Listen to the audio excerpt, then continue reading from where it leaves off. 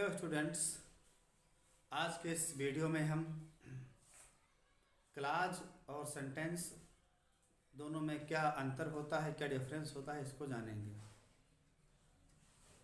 आमतौर पर क्लाज और सेंटेंस में ये देखा जाता है कि कोई विशेष अंतर नहीं होता है,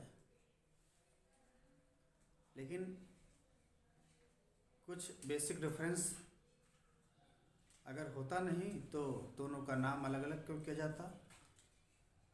इस आधार पर दोनों में कोई खास अंतर नहीं होता, क्योंकि चाहे क्लाज की बात की जाए या सेंटेंस की बात की जाए, दोनों क्या होते हैं, वर्ड्स के ग्रुप होते हैं। आप देखेंगे a group of words clause के डेफिनेशन में और सेंटेंस के डेफिनेशन में अ ग्रुप ऑफ वर्ड्स, दोनों में ये चीजें आपको देखने को कॉमन मिली।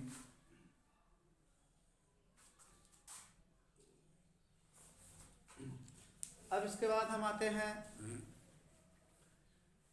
कि दूसरी कंडीशन पर।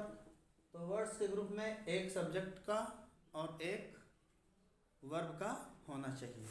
क्लाज में शब्दों का समूह होना चाहिए और उस शब्दों के समूह में एक सब्जेक्ट और एक वर्ब होना चाहिए। और शायद यही बात हमें सेंटेंस में भी मिलेगी कि सेंटेंस में भी शब्दों का समूह हो और उसका कंप्लीट और मीनिंगफुल सेंस हो। कंप्लीट और मीनिंगफुल सेंस बोले तो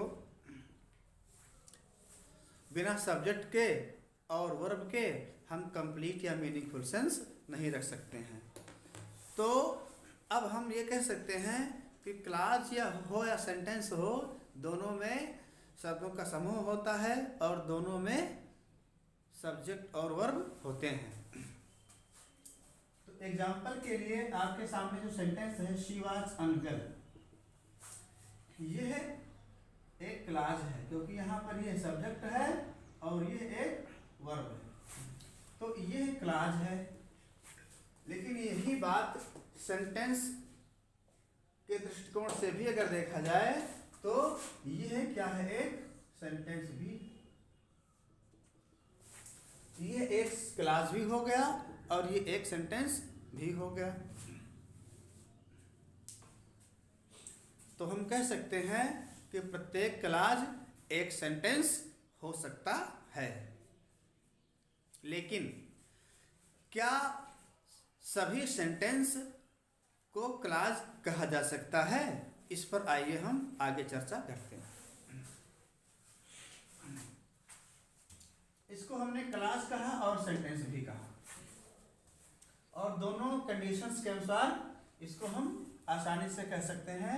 लेकिन इसको देखेंगे तो इसको सेंटेंस कहा जाएगा या क्लाज कहा जाएगा, इस पर चर्चा करते हैं।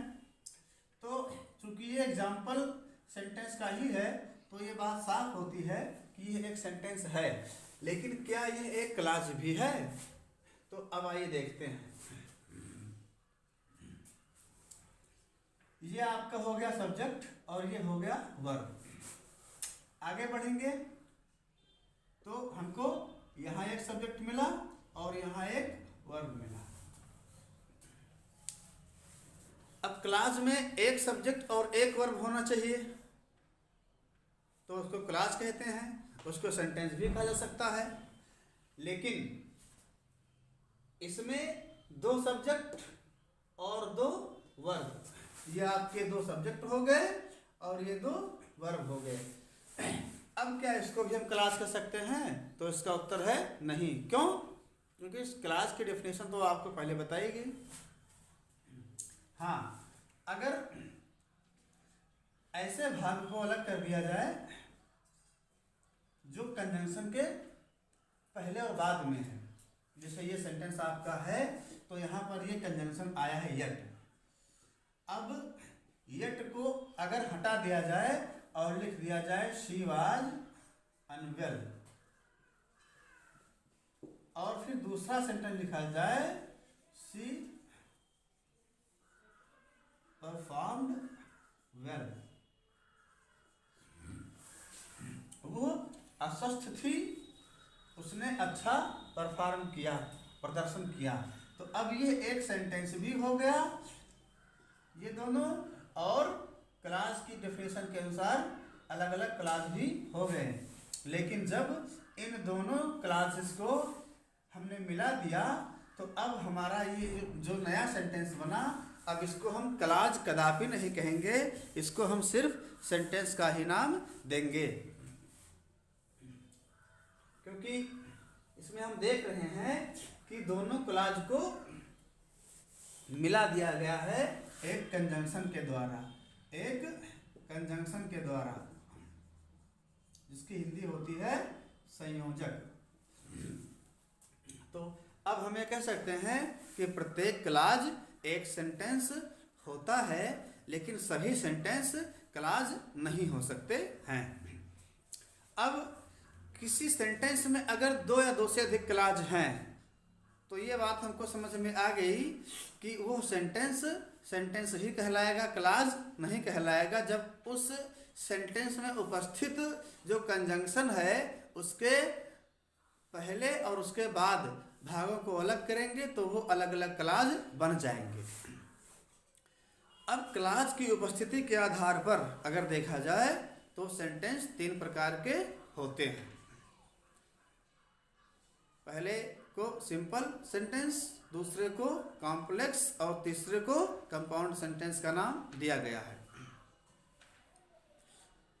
सिंपल सेंटेंस में एक फाइनाइट वर्ब होनी चाहिए और एक कोई सब्जेक्ट होना चाहिए जो कि क्लास की परिभाषा के अनुसार भी मिलता है। तो सिंपल सेंटेंस को हम फिर एक क्लास का नाम दे सकते हैं कि कोई सिंपल सेंटेंस एक क्लास हो सकता है। लेकिन कंपाउंड सेंटेंस और कॉम्प्लेक्स सेंटेंस में जो क्लास की संख्या होती है, उपवाक्य की जो संख्या होती है, उसको हम देखेंगे कि किस कंजंक्शन की उपस्थिति के आधार पर उस सेंटेंस को कंपाउंड या कॉम्प्लेक्स सेंटेंस का नाम दिया जाता है। तो देखिए, हम सभी जानते हैं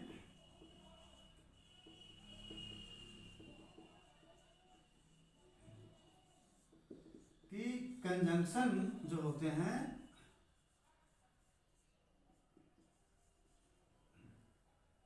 वो मुख्य रूप से दो प्रकार के होते हैं, लेकिन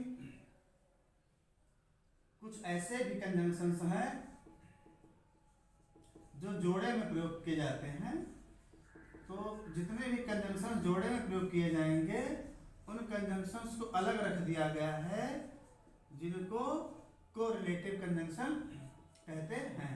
तो कोरिलेटिव और कोऑर्डिनेटिंग ये लगभग एक ही कैटेगरी में रखे गए हैं। तो इनको और इनको मिलाकर के एक कैटेगरी हो गई और ये दूसरी कैटेगरी हो गई सब ऑर्डिनेटिंग की। तो मुख्य रूप से हम दो कंजंक्शंस का अध्ययन करते हैं। तो अगर किसी क्लास के बीच में, किसी दो क्लास के बीच में या दो से अधिक क्लासेस के बीच में अगर कंजंक्शन के रूप में सब ऑर्डिनेटिंग कंजंक्शन का प्रयोग किया गया है तो ऐसे सेंटेंस को बोल देते हैं कॉम्प्लेक्स सेंटेंस। और दो या दो से अधिक क्लास के बीच में अगर इनमें से किसी का प्रयोग किया गया है जोड़ने के लिए तो उन्हें बोल देते हैं कंपाउंड सेंटेंस। अब मैं आपके सामने एक एग्जांपल से समझाऊंगा कॉम्प्लेक्स और कंपाउंड सेंटेंस किसे कहते हैं।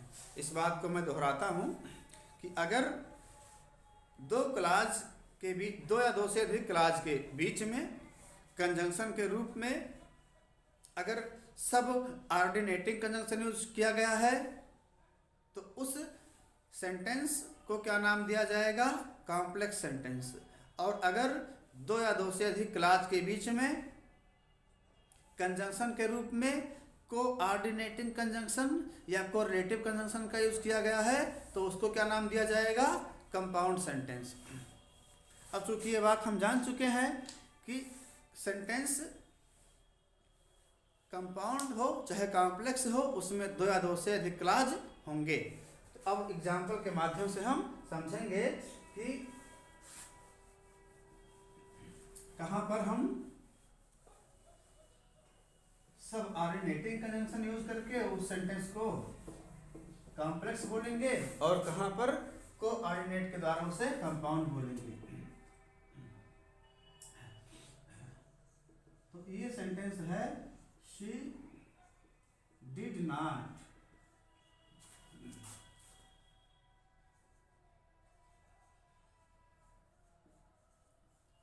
complete her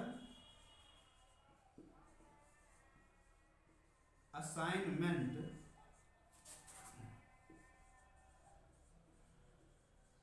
because she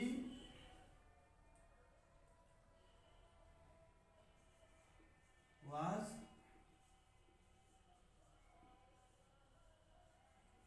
seriously ill. और दूसरा सेंटेंस हम लेंगे शी वाज